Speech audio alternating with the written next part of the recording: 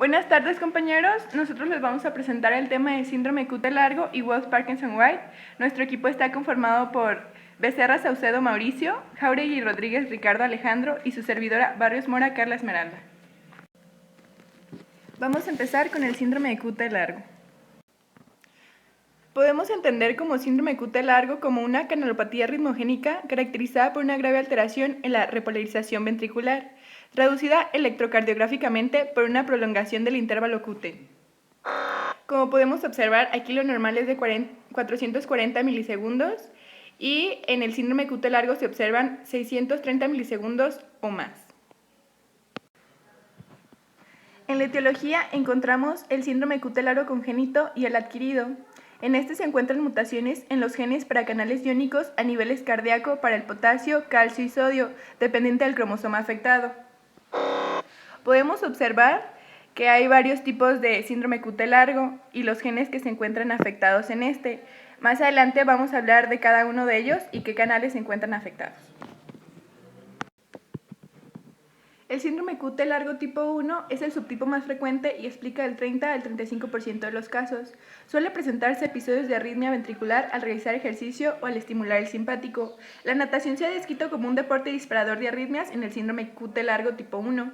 La penetrancia en este subtipo es acerca del 62% y el potencial de acción se prolonga por una disminución de la corriente saliente de potasio durante la fase 3 del potencial de acción. Como podemos observar en este electrocardiograma, con frecuencia estos pacientes presentan una onda T de base ancha con una duración muy prolongada. El síndrome QT largo tipo 2 suele presentar arritmias ventriculares en respuesta al estrés emocional o a estímulos auditivos súbitos. Un ejemplo de esto podría ser el reloj despertador y con menos frecuencia durante el sueño o el ejercicio. Este es susceptible a presentar arritmias también durante el periodo posparto.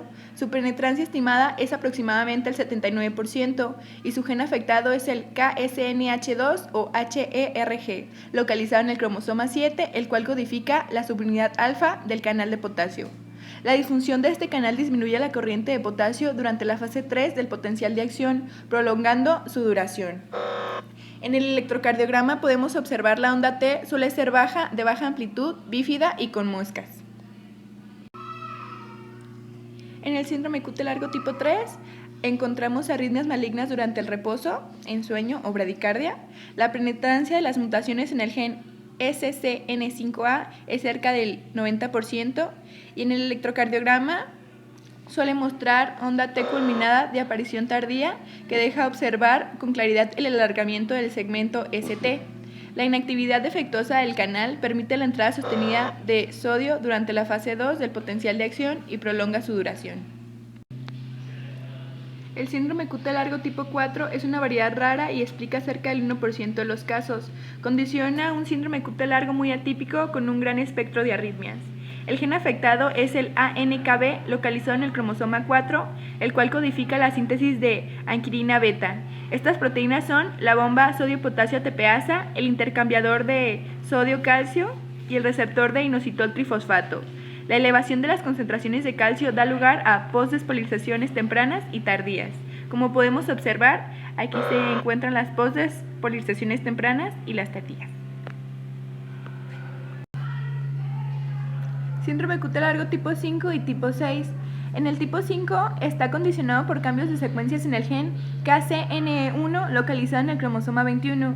Codifica la síntesis de la subunidad beta del canal de potasio, conocida también como subunidad MYC, que regula el canal LKS. Este explica el menos de 1% de los casos. Y el síndrome QT largo tipo 6. El gen afectado es el KCNE2, localizado en el cromosoma 21. Codifica la subunidad beta del canal de potasio, conocida también como subunidad MIRP1, que regula el canal de potasio KR. Explica también menos el 1% de los casos. Como podemos observar aquí, se encuentran los canales de potasio y estos se van a ver afectados en diversas unidades, como se van a explicar más adelante en la fisiopatología.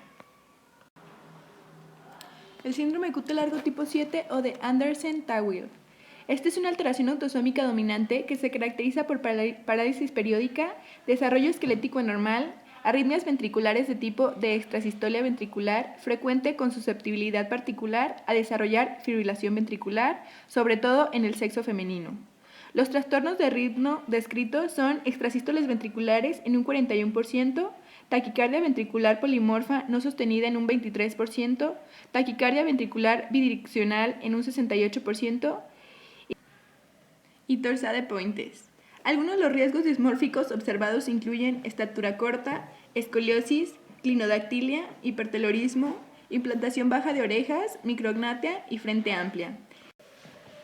El 70% de los casos se explica por mutaciones en el gen KCNJ2 localizado en el cromosoma 17 que codifica la síntesis del canal rectificador de potasio, KIR.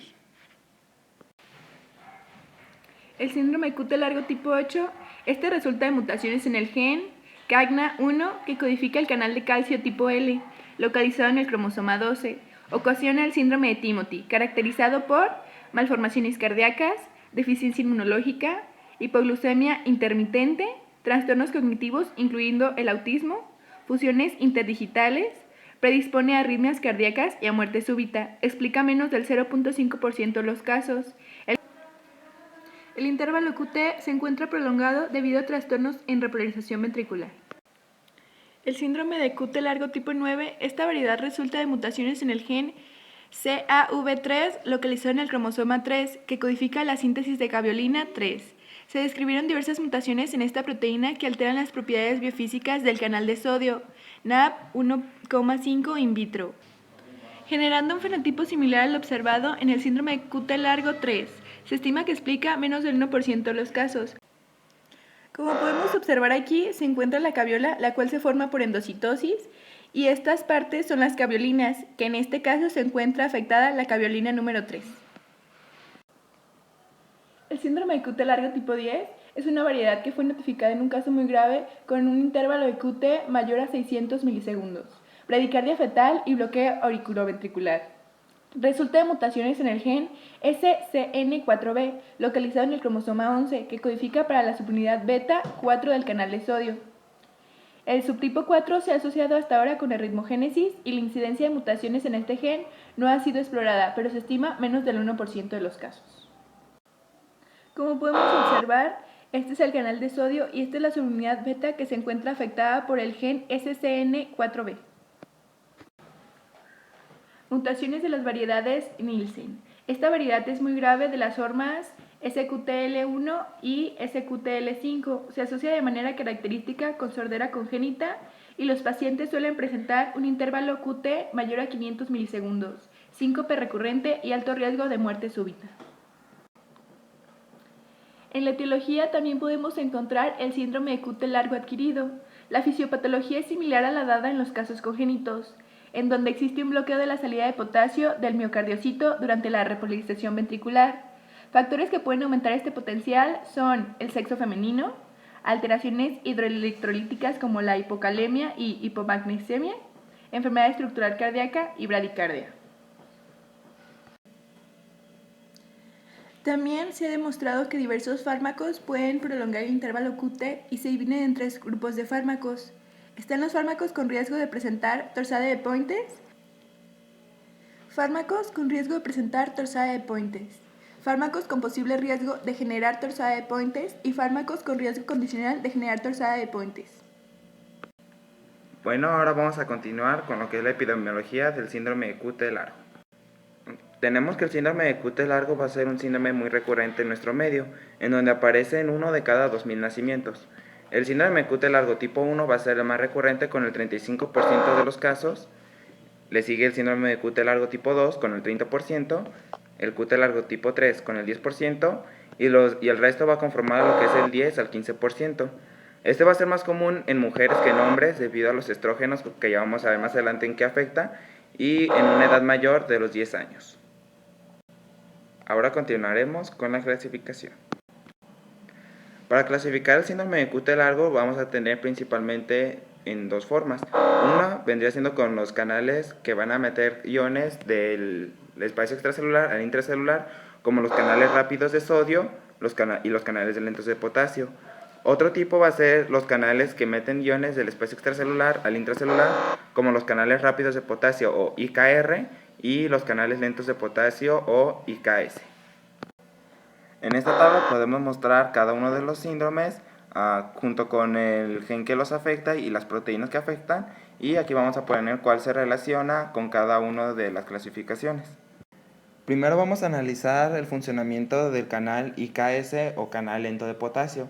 Este va a estar compuesto por la unión de 4 subunidades alfa de la proteína KCNQ1 que se encuentra aquí. Este le va a dar la propiedad del poro, y una subunidad beta o KCN1, y este le va a dar sus propiedades bioquímicas a los canales.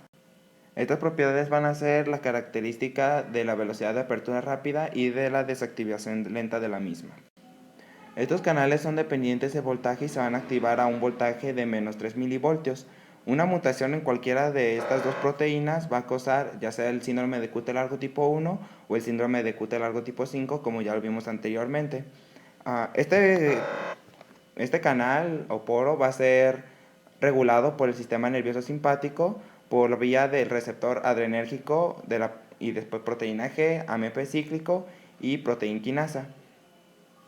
Lo que va a hacer el AMP cíclico en estas proteínas va a ser que va a haber un incremento de la amplitud del canal de potasio lento, y además va a bajar su umbral de activación, por lo tanto va a tardar más tiempo en activarse.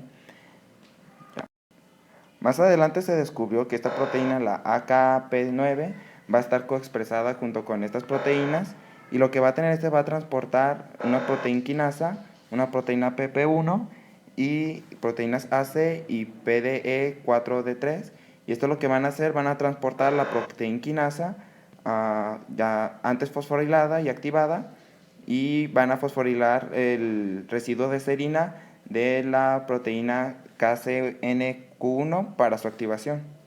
Estos canales van a estar involucrados en la repolarización de la célula en la fase 4 de la despolarización miocárdica. El siguiente canal que vamos a revisar va a ser el canal de potasio rápido o IKR. Van a ser canales que tienen características de tener una activación rápida a menos 30 milivoltios y una desactivación rápida y con una fuerte influencia en la repolarización de la célula debido a que son dependientes del voltaje. Su activación es característicamente mucho más rápida que su desactivación. El poro o de IKR, o también conocido como HER, cuenta con 6 proteínas dentro de la membrana, donde S4 y S5 están involucradas en el anclaje de la membrana, y E6 es un componente crucial para la activación de esta y la desactivación lenta. Mutaciones en S6 van a estar relacionadas con faltas en activación y la desactivación, provocando el síndrome de QT largo tipo 2, donde reduce la corriente de HER, acelerando la desactivación de esta. Estos canales, al igual que el anterior, van a estar involucrados en la repolarización de la célula en la fase 4. Sobre todo, con una desactivación incompleta va a provocar que no haya una correcta despolarización y se alargue el tiempo de la misma. El último canal que vamos a revisar va a ser el canal de sodio. Va a estar activado en fase 1 y en la fase 0 del potencial de acción, y nos va a ayudar tanto para la despolarización de la célula como para la repolarización. Va a estar codificado por el gen SCN5A, que provoca un aumento de los canales de sodio. Pero de seguro se preguntarán, ¿qué tiene que ver esto con la repolarización de la célula? Tiene que ver en que va a incrementar un número de canales tardíos de sodio, y esto va a aumentar el potencial de acción. Por lo tanto, va a haber más concentración de sodio y va a tardar la célula más tiempo en repolarizar la célula. Al mismo tiempo, de compensación, van a aumentar el número de canales de potasio, lo cual va a aumentar la inestabilidad de la célula y va a aumentar igualmente la despolarización de esta. Por lo tanto, va a durar todavía más tiempo en la repolarización de la célula. Ahora vamos a continuar con la fisiopatología del síndrome de QT largo. Anteriormente vimos cómo funcionan los canales que van a tanto meter sodio como sacar potasio, pero ahora vamos a explicar el por qué cada uno de estos nos va a llevar a una complicación como la torsada de Pointes. Ahora vamos a hacer un pequeño repaso de lo que vimos anteriormente, donde el síndrome de Cute largo se va a dividir en dos. Unos que tienen que ver con la entrada de iones y otro va a ser con la disminución de la salida de iones. En los que son con entrada de iones va a estar aumentados los canales de sodio y de calcio, ya vimos por qué, donde la membrana va a hacer que tarde más en repolarizarse, porque va a haber una mayor concentración de estos y va a tardar la célula más tiempo en repolarizarse. En cuanto a la salida de iones, como ya vimos, van a estar involucrados el potasio con los canales rápidos de potasio y los canales lentos. Estos dos van a estar ocasionados tanto por factores genéticos como una mayor concentración de iones o como fármacos. ¿Y cómo va a ocasionar esto una arritmia? Pues muy fácil. Va a haber un retraso principalmente en la fase 3 debido a que la concentración de los canales de tanto rápidos de potasio como lentos de potasio no van a estar actuando muy bien. Entonces esto va a ocasionar que vaya a haber nuevos potenciales o va a estar la célula con mayor predisposición a esto debido a la entrada tanto de calcio como de sodio. Esto nos va a provocar extrasístoles, como ya vimos aquí, como podemos ver aquí, este es el potencial de acción normal y como va a estar retrasado en la fase 3, puede dar continuidad a que hayan nuevas sístoles ajenas a lo que es lo normal en la célula. Ahora, esto nos va a provocar que vaya una heterogeneidad en los ventrículos, lo cual nos puede provocar que haya mecanismos de reentrada y esto nos puede ocasionar la torsada de Pointes, que es esta que vemos aquí, que se caracteriza por ondas de distinto tamaño y no van a tener una forma específica. Antes de cada una de las torsada de Pointes vamos a encontrar cambios en las ondas T, lo cual van a haber cambios tanto de la amplitud como en la polaridad de la onda T, y esto se debe a una dispersión en la repolarización transmural de los ventrículos. Vamos a encontrar diferentes factores que nos van a predisponer a un síndrome de Cute largo, y estos van a ser dependientes de los estrógenos o de la testosterona. En cuanto a los estrógenos, va a haber una disminución de la transcripción de HER, KCN1 y KIR2.3. Estos, como ya lo vimos anteriormente o como recordaremos, van a ser genes que están involucrados en la transcripción de las proteínas de los poros de sodio y de potasio. En los canales de calcio va a haber un aumento de la fosforilación de las proteínas de calcio, ya sea de canales de calcio L o de rianodina o los canales cerca, que van a estar involucrados en la concentración de calcio dentro de la célula. En cuanto a la testosterona, vamos a encontrar que estos canales mencionados anteriormente van a estar aumentados en agrupación a comparación de los que aparecen en las mujeres. Y en los canales de calcio la fosforilación de las proteínas de calcio va a estar disminuida. Esto nos lleva a que las mujeres tengan una mayor predisposición para tener síndrome de Cute largo a comparación de los hombres, como ya vimos anteriormente, debido a que como va a haber una menor transcripción de estos genes, no va a haber una repolarización, completa. Bueno, ahora vamos a continuar con el diagnóstico del síndrome de Cute largo. Bueno, en un inicio tenemos que verificar la historia clínica del paciente. Comenzaremos con antecedentes de muerte súbita en familiares o personales. Factores precipitantes del síncope. Es muy común que se inicie con síncopes cuando se tiene este síndrome. Y también descartar el uso de fármacos. Como ya estuvimos viendo en la etiología, va a haber ciertos fármacos que van a provocar que se desencadene este síndrome. Bueno, ahora electrocardiográficamente lo que vamos a observar en este síndrome es un intervalo QT prolongado. También se van a observar ciertas anomalías en la onda T, que se va a poder observar bifásica o va a poder tener muescas. Para realizar la medición del intervalo QT y para poder decir que está prolongado, se va a hacer en las derivaciones D2, B5 y B6. Se preguntarán por qué en estas derivaciones. Bueno, en estas derivaciones se observa mucho mejor lo que es la onda Q. Y entonces para realizar una buena medición se tiene que hacer desde la onda Q hasta el término de la onda T. En ocasiones, para hacer de una manera más rápida la medición, se va a utilizar la fórmula de Bassett, que más adelante se las voy a explicar. Y también es muy común que en el electrocardiograma encontremos una torsada de Pointes. Bueno, y aquí tenemos lo que es la fórmula de Bassett, como les comenté en la diapositiva anterior. Esta fórmula se utiliza para realizar una medición rápida del intervalo. Bueno, como podemos observar, aquí se encuentra la fórmula de Bassett, la cual consiste en la medición del intervalo QT en milímetros y la medición del intervalo RR también en milímetros, pero de este último se va a sacar su raíz cuadrada.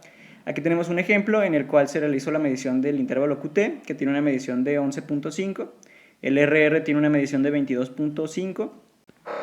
Después, para realizar una transformación a segundos, se va a multiplicar las cantidades que obtuvimos por 0.04 segundos, que si recordamos el papel electrocardiográfico, cada cuadrito equivale a esta cantidad. Y una vez realizada esta conversión, ahora sí se aplica la fórmula de Bassett y se obtiene el resultado, que esto les servirá de ejercicio a ustedes para que puedan realizar esta medición. Bueno, y a lo largo de la presentación les hemos estado hablando del síndrome de QT largo y sobre su medición, sin embargo no les hemos establecido como un valor. Aquí en esta tabla podemos observar los valores normales que se va a observar en este intervalo y también va a depender de sus edades. Por ejemplo, en personas de 1 a 15 años, el intervalo normal debe ser menor a 440, en un adulto varón debe ser menor a 430 y en un adulto mujer debe ser menor a 450. Las siguientes mediciones ya van a ser sus límites y también cuando ya se encuentra prolongado, cuando ya adquiere estas mediciones de prolongación, ya se estaría hablando de que cuenta con este síndrome. Bueno, y en esta imagen podemos observar un electrocardiograma normal y una persona que presenta el síndrome de QT largo. Como observan, en un electrocardiograma normal aquí se observa la onda Q y la onda T pues se observa obviamente normal y también la distancia es normal. Y si observamos en el síndrome de QT largo, la onda Q se observa anormal y de igual manera se observa cierta prolongación en la onda T. Observen cómo ni siquiera se puede decir que en realidad es una onda T, o sea, no se ve tal cual su morfología. Bueno, y aquí electrocardiográficamente se puede observar una torsada de Pointes. Esta es la arritmia más frecuente que se va a observar en el síndrome de QT largo. Como pueden observar, se caracteriza por un giro continuo del eje del QRS sobre la línea isoeléctrica. Se observan aquí los giros sobre la línea isoeléctrica y es muy común encontrar pues, esta arritmia en los pacientes con este síndrome. Comúnmente la frecuencia que van a presentar va a ser de 150 a 300 latidos por minuto. Otra manera diagnóstica va a ser el índice de puntuación de Shuar. Este índice es muy utilizado para diagnosticar este síndrome. Este va a ser mediante una puntuación del 1 al 9 que se va a basar en el estudio electrocardiográfico, que ya lo estuvimos analizando anteriormente, y la historia familiar y hallazgos clínicos. Bueno, en esta tabla podemos observar la puntuación. Como les mencioné, la puntuación va a ir de 1 a 9 y va a ser dependiendo de lo que se analice. Por ejemplo, electrocardiográficamente, según la medición que se obtuvo del intervalo QT, va a ser la puntuación que se le va a dar. Si tiene más de 480 va a ser 3, o si tiene de 460 a 470 va a ser 2, y así según lo que se vaya evaluando, si presenta torsada de Pointes, si hay alternancia en la onda T. De igual manera, según la historia clínica, también se le va a otorgar cierto puntaje, como puede ser si tiene síncope, si lo presentaba con estrés o sin estrés. Y ya según lo obtenido va a ser el diagnóstico que se obtenga. Por ejemplo, si se obtiene una puntuación menor a 1, pues obviamente la probabilidad va a ser baja de tener este síndrome. Si se tiene una puntuación de 2 a 3, la probabilidad va a ser intermedia. Y si hay una puntuación mayor a 4, la probabilidad va a ser muy alta. Otra forma diagnóstica va a ser el estudio Holter. Este estudio va a ofrecer una lectura continua de frecuencia y el ritmo cardíaco durante un periodo de 24 horas o más. Es muy utilizado este estudio debido a que en ocasiones el síndrome de QT largo se diagnostica cuando se va a hacer una revisión por cualquier otra cosa, menos por a lo mejor presentar este síndrome. Entonces, da una lectura más, ¿cómo podría decirlo?, precisa, debido a que todo el tiempo se está monitoreando a partir de un determinado momento. Y la última manera diagnóstica también sería una prueba de esfuerzo. Aquí, dependiendo del tipo de síndrome que presente, es la forma en que se va a presentar en la prueba de esfuerzo. Como saben, al momento de realizar ejercicio o algún esfuerzo, pues el intervalo QT lo normal que debe hacer es acortarse debido al aumento de la frecuencia cardíaca.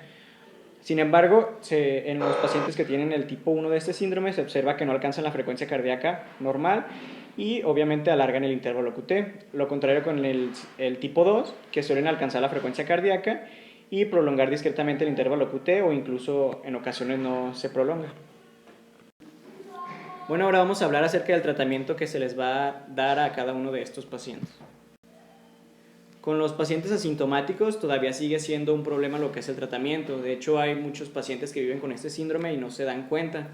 Y aún así, después de que se les diagnostique este síndrome, como no presentan los síntomas, no tienen arritmias, no tienen síncopes, entonces aún no se ha determinado un tratamiento adecuado para ellos. Bueno, la primera línea de tratamiento que se debe dar para los pacientes sintomáticos debe ser bloqueadores beta. Estos son muy eficaces con los pacientes que presentan un defecto en el canal lento de potasio, que son los que presentan síndrome de tipo 1. Estos bloqueadores beta no van a modificar el intervalo QT, pero van a ser muy útiles para la prevención de arritmias ventriculares, que es lo que más se busca prevenir en este síndrome, ya que pues ya la arritmia puede predisponer a la muerte súbita. En lo que es el tipo 3 de este síndrome, no van a presentar beneficio, porque como ya estuvimos viendo anteriormente, este síndrome presenta afección en los canales de sodio. Bueno, y para los pacientes que cuentan con un síndrome de QT largo de tipo 3, se utilizan los bloqueadores de canales de sodio. Algunos tipos de estos medicamentos son la metziletina, flecainida y ranolazina. Sin embargo, a pesar de que este tipo de tratamientos ya promete mucho para estos pacientes, aún están en investigación y todavía no se ha comprobado bien su eficiencia.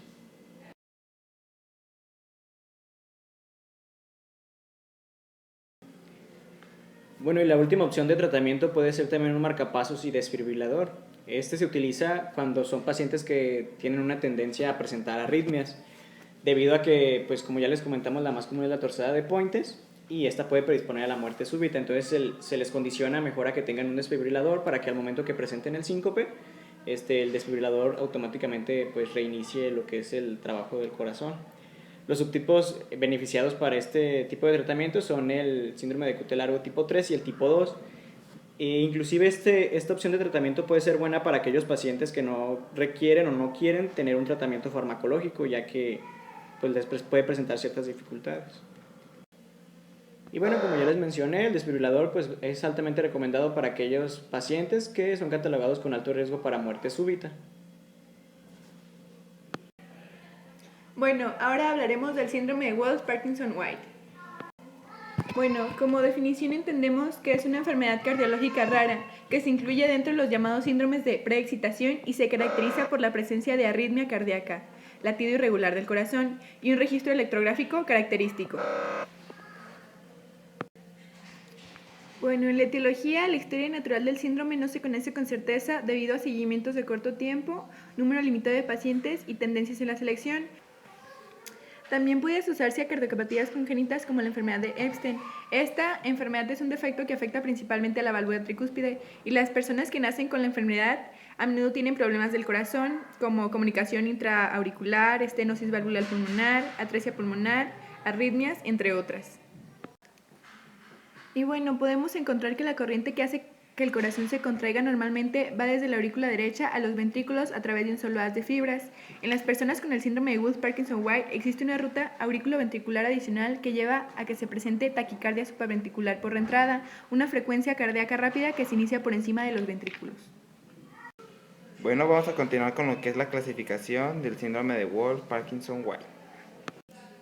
Vamos a clasificar este síndrome sobre todo en 3 tipos dependiendo de la ubicación de la vía accesoria. Vamos a encontrarlo en el tipo A, en donde la comunicación o la vía accesoria van a estar en la pared auriculoventricular, en las porciones posteriores, comunicando con el ventrículo, con los dos ventrículos.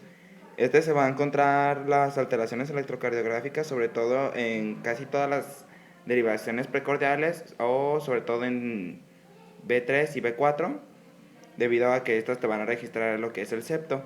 En cuanto al tipo B, vamos a encontrar que la vía accesoria van a estar en la porción derecha del corazón, específicamente la comunicación auriculoventricular en su pared externa, como podemos ver acá. Y el tipo C se va a encontrar en las porciones izquierdas, comunicando la aurícula y el ventrículo en las porciones externas de la comunicación auriculoventricular, como vemos en la imagen. Vamos a encontrar las anomalías electrocardiográficas en el tipo B, sobre todo en B1 y B2, y en el tipo C en B5 y B6. A continuación vamos a explicar la fisiopatología del síndrome de Wells-Parkinson-White. Primero vamos a explicar una de los principales anomalías electrocardiográficas, que es la onda delta, que la podemos observar en este papel electrocardiográfico. Este se va a presentar como una onda anterior al complejo QRS y, como podemos ver, es una pequeña elevación antes de la misma. Este se va a presentar debido a la comunicación auriculoventricular que existe o una vía accesoria. Un ejemplo, tenemos la vía accesoria, está de este lado. Va a llegar el impulso del nodo sinusal y va a excitar a estas fibras, de igual modo que va a excitar al nodo auriculoventricular. Este va a empezar a ver un potencial de acción hacia los ventrículos que va a dar lo que es la onda delta.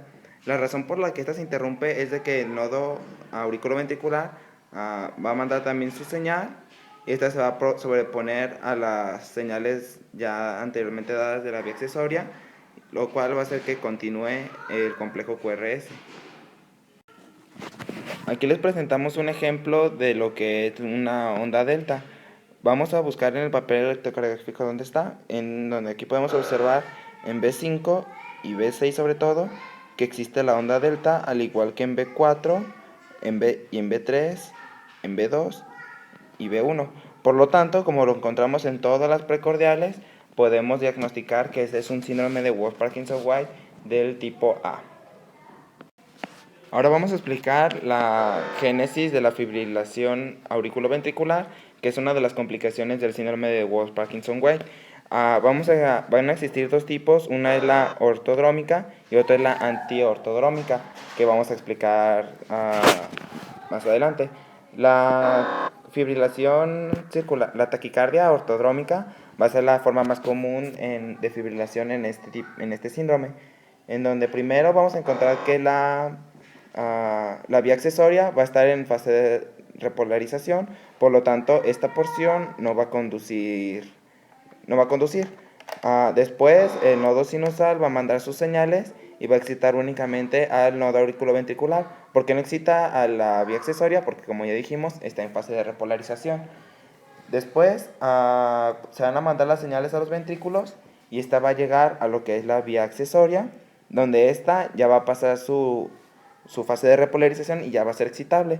Por lo tanto, la señal que es mandada del nodo auriculoventricular va a excitar a la vía accesoria y este va a excitar a la vez a las aurículas. Como el nodo auriculoventricular va a poder seguir mandando señales, el potencial de acción enviado por la vía accesoria va a excitar de nuevo al nodo auriculoventricular, mandando señales y haciendo un ciclo, como lo ven en la imagen. Ahora, las características de la taquicardia autodrómica circular es de que, debido a que el nodo auriculoventricular está sano y las señales parten de este, vamos a encontrar un QRS estrecho, pero va a haber una taquicardia aquí, y las ondas P van a encontrarse invertidas debido a que la señal llega desde la vía accesoria en este caso. En el caso de la génesis de la taquicardia antidrómica circular, como podemos ver, el círculo o el ciclo está en vía de las manecillas del reloj. Vamos a encontrar que en este caso lo que está en la fase de repolarización va a ser el nodo auriculoventricular, y por lo tanto no va a recibir señales, ni tampoco no va a mandar señales. Entonces, el nodo sinusal nos va a mandar los primeros potenciales de acción, no va a excitar al nodo auriculoventricular porque está en fase de repolarización, pero sí va a excitar lo que es la vía accesoria, la cual va a mandar una señal por los ventrículos, y esta va a regresar hasta el nodo auriculoventricular, el cual ya va a poder despolarizarse debido a que ya pasó su fase de repolarización, y como ya puede conducir el nodo auriculoventricular, va a tener la característica de que ahora va a excitar a lo que son las aurículas, y estas van a volver a excitar a la vía accesoria, produciendo otra vez el ciclo como vimos anteriormente, pero este va a ser en una dirección antidrómica o a favor de las manecillas del reloj. La característica electrocardiográfica de esta taquicardia es de que vamos a encontrar complejos QRS anchos debido a que la señal no sale del nodo auriculoventricular. Otra de las complicaciones que vamos a encontrar en el síndrome de Wolff-Parkinson-White va a ser la fibrilación paroxística auricular. Este se va a dar debido a que existen dos vías por las cuales se envían señales, como el nodo sinusal y la vía accesoria, y como los dos van a estar mandando señales continuas, pueden dar como resultado la presencia de focos ectópicos o de ciclos de reentrada. Esto lo que nos va a ocasionar va a ser la fibrilación de las aurículas, una fibrilación auricular clásica. Bueno, ahora vamos a ver cómo se va a realizar el diagnóstico del síndrome de Wolff-Parkinson-White. Bueno, primero que nada, clínicamente vamos a verificar los episodios paroxísticos de palpitaciones. Vamos a definir las características de la taquicardia que está presentando el paciente. Tenemos que verificar el modo de inicio y la forma de terminación de la taquicardia. De igual manera, vamos a hacer una valoración de sus síntomas, ya que los síntomas más comunes que presentan estos pacientes va a ser confusión, así como cefaleas.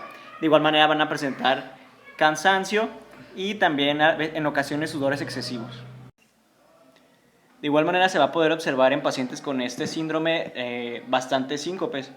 La presencia va a estar en relación con las taquicardias rápidas y que van a ser mal toleradas hemodinámicamente. En ocasiones va a haber pacientes que no van a estar presentando los síncopes debido a que tienen una muy buena tolerancia en cuanto a las arritmias.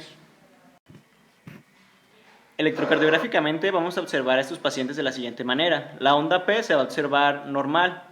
Sin embargo, el intervalo PR se va a observar corto, como se observa aquí en la imagen, se observa un poco más corto.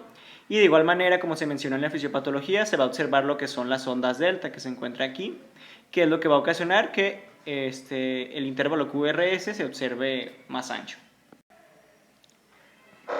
La valoración que se va a hacer en el electrocardiograma va a ser de la siguiente manera. El intervalo, como les mencioné, PR va a ser corto y se va a observar menor a 0.12 segundos en adultos y menor a 0.09 segundos en niños.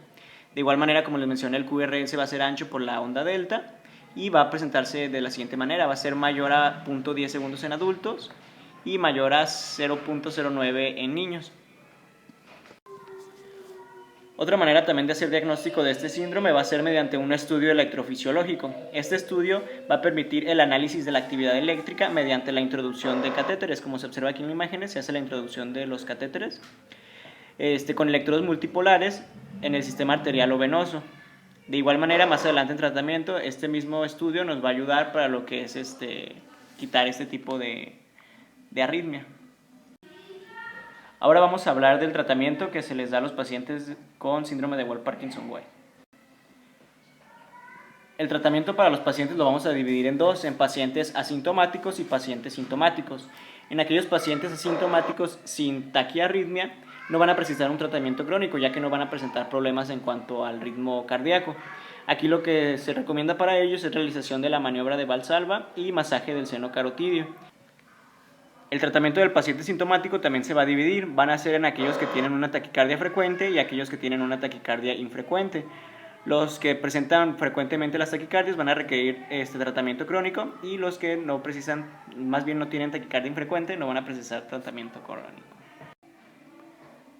Bueno, y como ya vimos, los pacientes que más necesitan el tratamiento van a ser los que tienen taquicardia frecuente. Farmacológicamente a ellos se les va a dar principalmente antiarrítmicos. Estos antiarrítmicos van a actuar en el nodo auriculoventricular o en la vía anómala, o en ocasiones van a actuar en ambas vías. Lo que se busca aquí es retardar un poco lo que es el disparo eléctrico para no generar las taquicardias. Y la última forma de tratamiento es la terapia de ablación con radiofrecuencia. Como les mencioné en el diagnóstico, mediante un estudio electrofisiológico se introducen estos catéteres. De igual manera, al momento de introducir estos catéteres se puede hacer esta terapia de destrucción del tejido miocárdico mediante la energía eléctrica que adquiere este aparato. Es muy recomendado este tratamiento en pacientes que son resistentes a fármacos o en pacientes que no quieren estar dependientes a los fármacos. De igual manera, lo que se hace aquí, como mencioné, es la destrucción del tejido miocárdico, preferentemente de la vía anómala, para evitar que así siga conduciendo la electricidad y pueda generar taquicardias. Bueno, eso es todo por nuestra parte. Muchas gracias por su atención. Dale like y suscríbete.